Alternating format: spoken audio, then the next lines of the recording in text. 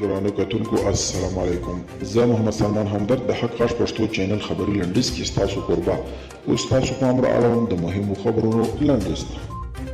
ټاکل شوی عبدالله نن تاجکستان ته ولاړ شي.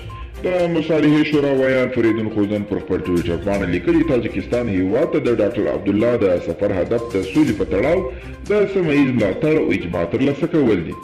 په امریکا کې د کورونا ویروس د قربانیانو شمیر تر 317,000 اوښتي او تر 19 میلیونه ډېر نور کسان پرې په دې ویروس اخته شوي دي. په ټوله نړۍ کې پر دې ناروغۍ د اخته کسانو شمیر تر 8 میلیونه ډېر شوي او تر 1.5 میلیون ډېر نور کسان کورونا ناروغۍ مړه کړي دي. چین وایي د کورونا ضد واکسیني ډاډمن او کلینیکي پړاوونه یې ښه روان دي. د چین د روغتیا ملي کمیټې د ناروغیو د کنټرول مسؤل وایي د کورونا ضد واکسین به لومړی د طبي چارو د کارکوونکو په ګډون اړمنو کسانو ته ورکړل شي. په برتانیا کې د کورونا ویروس یوه نوې بڼه خپره شوې ده چې د عادي کورونا ویروس په پرتله 80 ځله چټکه خپرېږي. په دې اړه بوریس جانسن ویلي دي چې دا ویروس هومره وژونکی نه دی، خو یو شمېر هیوادونو له برتانیا سره خپل سفرونه ځنډولي دي.